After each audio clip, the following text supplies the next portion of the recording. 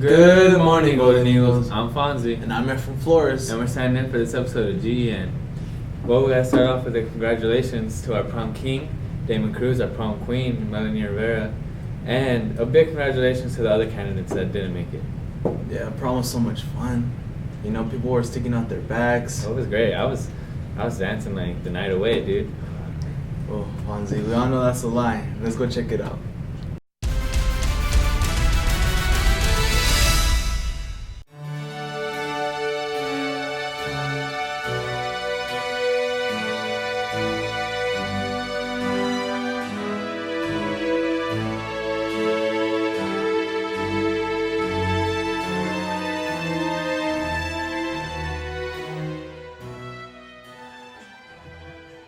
Light up the night. On April 28th, USB held the annual prom for juniors and seniors at the Riviera Hotel and Resort in Palm Springs, with the exception of invited underclassmen. Students' flashy outfits lit up the ballroom dance floor all night under 8,000 lights as they tried to make the seniors' last high school dance a night they will never forget. 2018 seniors recommend underclassmen attend next year's prom for an experience of a lifetime. And how do you feel about this being your last dance? That's crazy. This high school has passed by so fast. I feel like I just walked in through those doors, going in through Mr. Kelly's room. It's crazy to see all of us graduating, and it's been a fun ride, and it's just a new chapter ending, and something new is about to start. What do you guys have to say to the people that don't experience this or come because they say this is boring? You're missing out. You're wasting your time being at home. You should be here. I would say do everything in your power that you can, if you have the money or not. Look for sponsors, look for anything, do as much as you can. Just don't miss out. We're just moments away from finding out who's king and queen. So stay tuned and find out who's your 2018 winners. Melanie Rivera and Damon Cruz feel insanely grateful for all the people that voted for them, making them this year's 2018 prom king and queen. It felt really great to have everyone's support, and just hearing the reaction to my name was really great, and I'm just really thankful for everyone. Man, I was surprised. I was a little nervous, scared, anxious, everything in one, but man, I'm hyped. I appreciate you guys the most, and the people who were able to help me out. You guys know who you are, and I appreciate you guys more than anything. Yeah, it was really worth it, and just like Damon said, having everyone's support, and you really truly see who's there for you and who's not.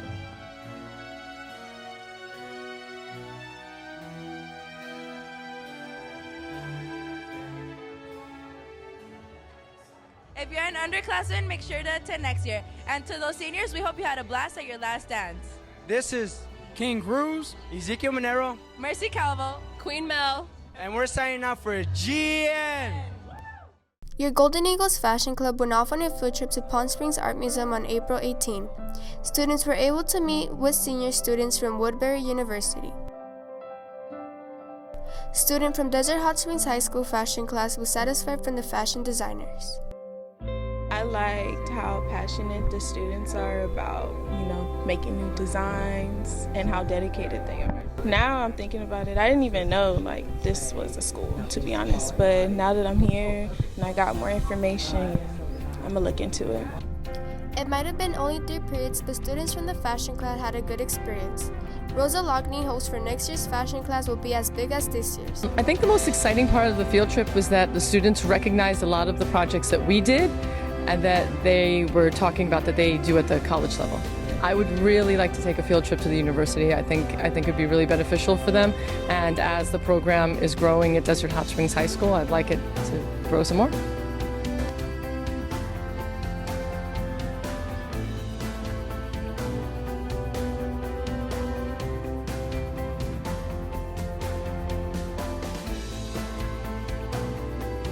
I'm Yesenia Rodriguez reporting for GEN.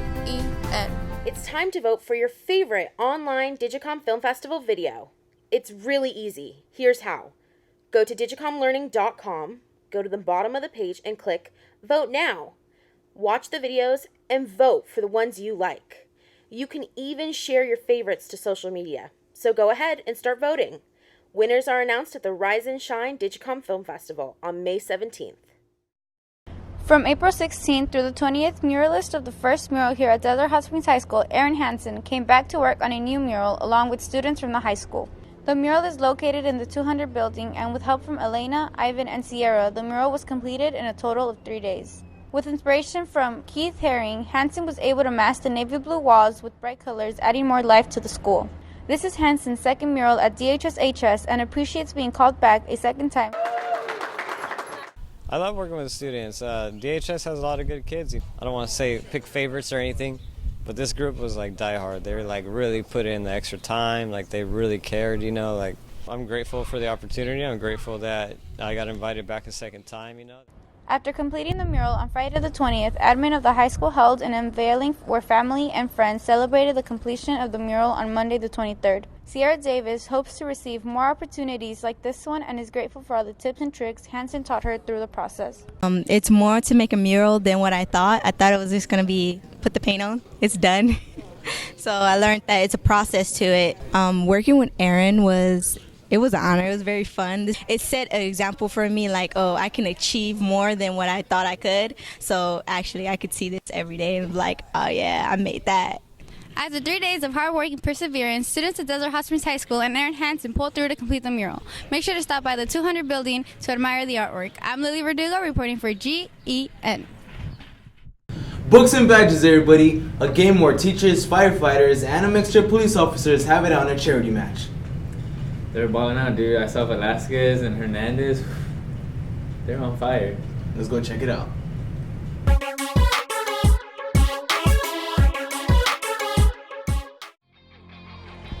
Brains over Brawn. On Wednesday, April 25th, USB organized a basketball event in which all proceeds were to benefit a charity.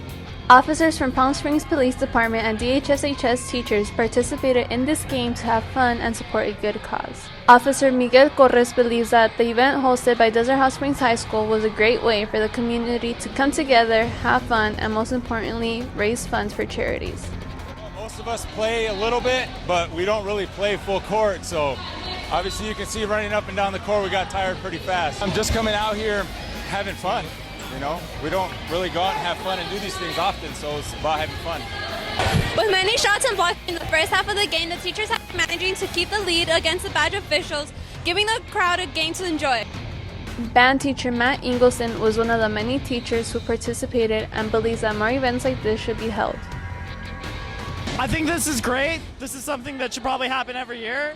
I loved how everybody came out, everybody contributed, all the teachers were working real hard, the police officers were working real hard, it was a lot of fun, it was great. They were so tall! They were crazy, they were really good. This concludes the first ever Books vs. Badges basketball charity game, with the teachers winning with a score of 68-49. I'm Nora Dueñas reporting for GEN. Why aren't you guys doing drills? What drills? Drills? Drills? Drills? Why aren't you doing nothing? I can't find first base, coach. What are you talking about? I thought this was baseball. This is football. Okay, bye.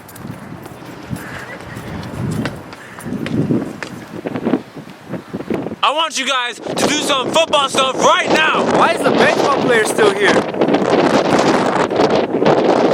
Get out of here! Do some tackling drills right now! Tag. Can we cancel the football team? Football conditioning. Come out and try your best every day after school at 4. On your mark, get set, go. On Thursday, April 26th, your Golden Eagles track team faced off against the 29 Palms Wildcats in their last home meet before finals. Although your Golden Eagles tried their hardest, they took an overall loss. Junior Isaiah Davis believes that warming up before a meet is what led him to win second place in the hurdling event he competed in. Before a track meet, I usually do about just 2 miles as a warm-up before the typical stretch. During my event, since that was my first hurdle, second place isn't that bad. And that was the league champ I won against. This was it for your Golden Eagles last home meet before finals. This is Alondra Campos reporting for GEN.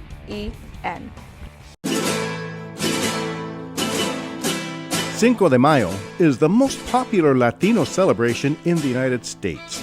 Every year, millions of people celebrate it in venues ranging from small grammar school dances to large commercial fiestas.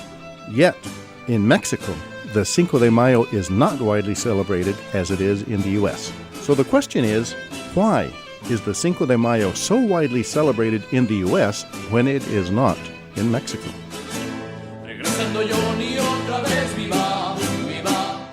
The answer is that the public celebration of Cinco de Mayo was created by Latinos living in the American West, California, Nevada, and Oregon during the dark days of the American Civil War. Wait a minute. Latinos in the American Civil War? What is that all about? During the American Civil War, many Spanish-language newspapers were published in California. In Los Angeles, El Amigo del Pueblo, and for example in San Francisco, El Eco del Pacífico.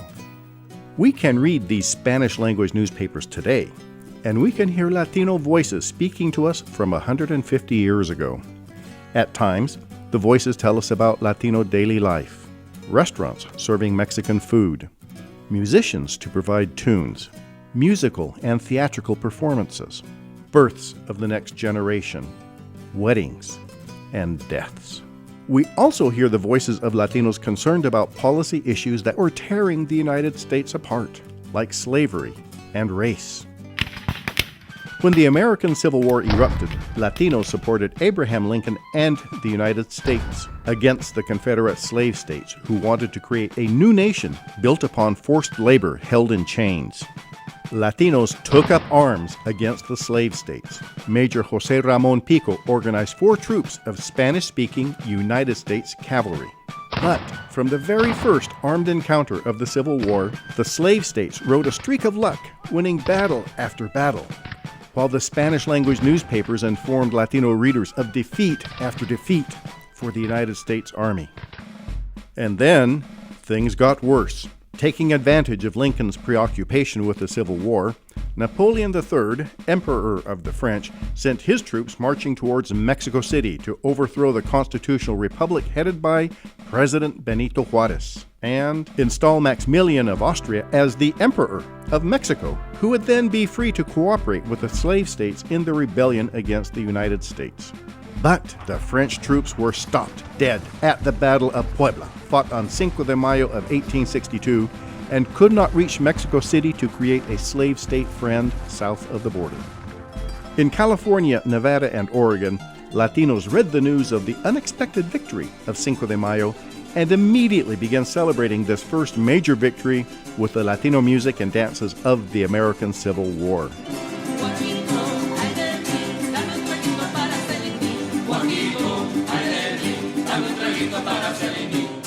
And you will notice they did not use mariachi music, for the simple reason that mariachis had not yet been invented.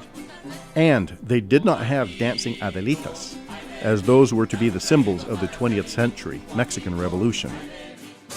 Every Cinco de Mayo during the Civil War, Latinos in the American West would gather in great crowds to hear speeches. On this great day of Cinco de Mayo, we remember the power of hope, the power of the people to overcome great odds. And we remember, we've won in the past, and we will win again.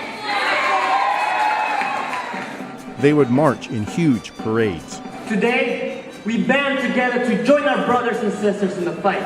Speakers would remind Latinos that they were struggling against both the slave states and their potential ally, the Emperor of the French, Napoleon III. We unite to raise money, people, and any other resources we can spare for Mexico's fight for independence. After the parades and speeches, Latinos gathered in meeting halls and in private houses to renew their energies to stop the slave states and the French in Mexico using the music and steps they were familiar with.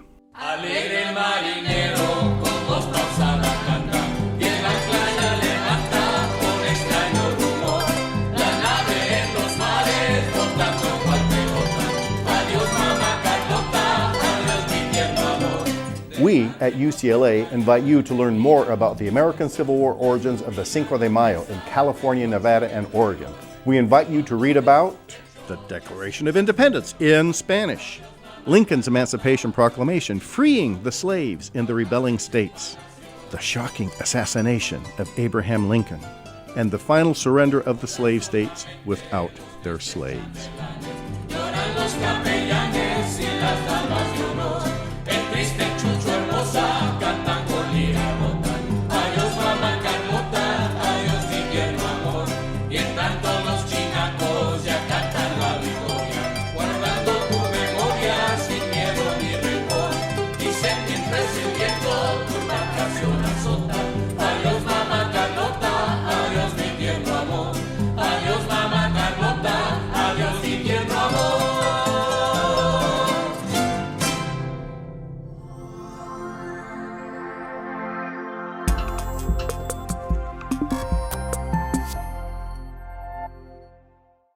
Well, sadly, guys, this is the end of the episode. And unfortunately, after this, we only have 3 more episodes. Yeah, and don't forget, guys, tomorrow is Cinco de Mayo, so eat up all that good food. Cinco de Mayo? Isn't that when they created Mayo?